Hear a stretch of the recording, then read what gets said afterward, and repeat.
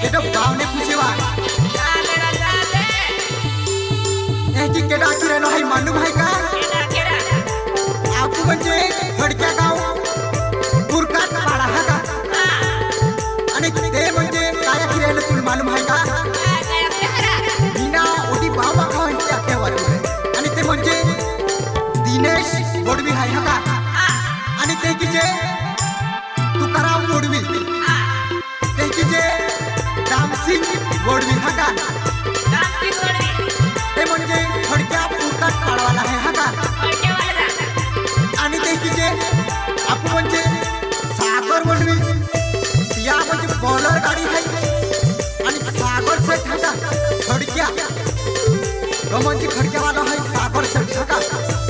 तो भी मिळाला के ओडी बाबा खावाय क्या ते मिळाला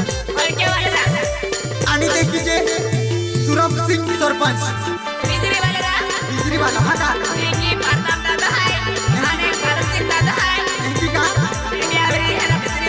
आणि आपण म्हणजे गाणं रेकॉर्डिंग करा काही आणले गाणं रेकॉर्डिंग करा महानर्मदा रेकॉर्डिंग स्टुडिओ दरगाव ही म्हणजे लालूबाई बोटलज रे हा का हा ही म्हणजे आपलं गाणं रेकॉर्डिंग व्हायला आहे आणि ते किती सिंगर केडं आहे सिंगर म्हणजे लालू पाडवी आहे आणि ते किती मीना कुमारी यानी की सुरेश पाडवी या म्हणजे हरे भारी म्हणजे गाणे रेकॉर्डिंग केले आहे आणि हिलेचे आणि लाईक सबस्क्राइब केले हा का आणि ही गाणं केटला YouTube मिली Mahanarmada live recording studio YouTube channel आहे हा का आणि गडगाव हा का ही म्हणजे ती आहे ही म्हणजे तीच गाणं रेकॉर्डिंग आहे आणि तीच मिली हा का चल हा का आणि आजी के लोग रे लोग मालूम है का आणि ते कीजे आप म्हणजे निकली आवडीवाल पाडा हा का निकली आवडीवाल पाडा टेटे वडवी तो भी बा माखाव इंस्टाग्राम पे तू ओडी बा माखाव क्या के हा का आणि आजी के लोग रे लोग आप म्हणजे जुगनी हिरी चपडा हिने गौतम ड्राइवर हा का आणि गौतम ड्राइवर भी तू बामा खान क्या के आणि ते किजे आप म्हणजे गाठीवाला म्हणजे रवींद्र पाडी हा का गाठीवाला रवींद्र पाडी म्हणजे काय केलेलो आहे तुमान सोडी जिंकले आणि तू या किती बहा पडी क्या का केरे रवींद्र आणि रवींद्र केलेलो आहे हा का चल हा का या ना दे गेडी युपी रे टाइमा बिना गोटारी वाटे जायले युपी रे दिलू गोटाया तुवा दे गेडी युपी रे टाइमा बिना गोटारी वाटे जायले युपी रे दिलू गोटाया तुवा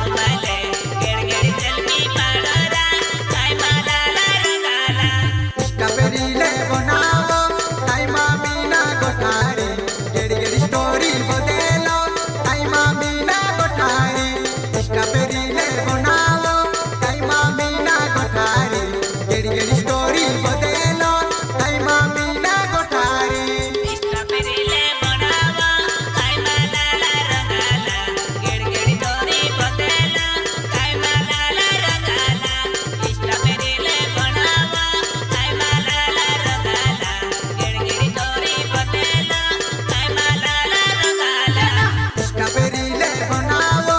काय मीना गोठारी गेड़ी गेड़ी स्टोरी बदेलो काय मीना गोठारी कृष्णा पेरीले बनावो काय मीना गोठारी गेड़ी गेड़ी स्टोरी बदेलो काय मीना गोठारी कृष्णा पेरीले बनावो काय लाला रंगाला गेड़ी गेड़ी स्टोरी बदेलो काय लाला रंगाला कृष्णा पेरीले बनावो काय लाला रंगाला गेड़ी गेड़ी स्टोरी बदेलो काय लाला रंगाला जवानी तावे दीवानी काय मीना गोठारी के डोने बावे फुसेवा काय मीना गोठारी जवानी तावे दीवानी काय मीना गोठारी के डोनी बावे फुसेवा काय मीना गोठारी जवानी तावे दीवाने काय लाला रंगाला के डोने बावे फुसेरा काय लाला रंगाला जवानी तावे दीवाने काय लाला रंगाला जवानी नेगी जायरा के डोने बावे फुसेरा जवानी तावे दीवानी काय मीना गोठारी जवानी निगी जाजेवा के डोने बावे फुसीवा जवानी तावे दीवानी काय मीना गोठारी जवानी निगी जाजेवा के डोनी बावे फुसेवा जवानी तावे दीवाने काय लाला रंगाला के डोने बावे फुसेरा काय लाला रंगाला जवानी तावे दीवाने जवानी नेगी जायरा के डोने बावे फुसेरा काय लाला रंगाला निगी यावली माले काय पारा रे वासया कुना तेरे बल्ले भी मिले हैं काय मीना गोठारी निगी यावली माले काय पारा रे वासया कुना तेरे बल्ले भी मिले हैं काय मीना गोठारी बिचारे गावावर वाजे काय लाला रंगाला सुरक्षित सरपंच मिले हैं काय लाला रंगाला बिचारे गावावर वाजे काय लाला रंगाला सुरक्षित सरपंच मिले हैं काय लाला रंगाला गाटेली गाऊ रे वासे काय मीना गोठारी रवींद्र पाड़े भी मिले हैं काय मीना गोठारी गाटेली गाऊ रे वासे काय मीना गोठारी रवींद्र पाड़े भी मिले हैं काय मीना गोठारी बिचारे गावावर वाजे काय लाला रंगाला वार्ता प्राण मिले हैं काय लाला रंगाला बिचारे गावावर वाजे काय लाला रंगाला वार्ता प्राण मिले हैं काय लाला रंगाला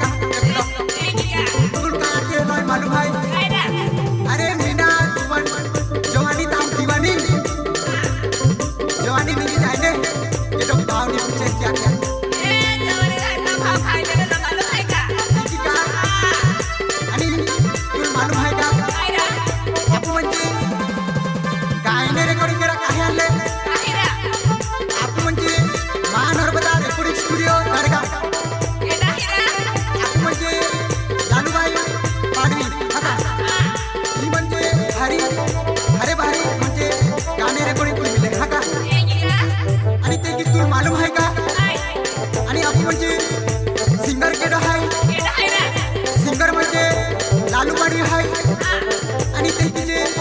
मीना कुमारी यांनी सुरेश पाडवी हा का सीसा आणि ते तिचे जी म्हणजे ई गाणं केडा यूट्यूब पे मिलणार हो आणि ते तिचे आपू म्हणजे मां Narmada live recording studio Dadgaon आपू म्हणजे नवीन यूट्यूब आहे आणि या यूट्यूब पे लालू पाडवी आणि सुरेश पाडवी यांनी मीना कुमारी या रोडाली म्हणजे प्रेमी रोडाली भारी भारी म्हणजे एकदम मस्त रेकॉर्डिंग वेळी आहे आणि आपण म्हणजे केली लेवलं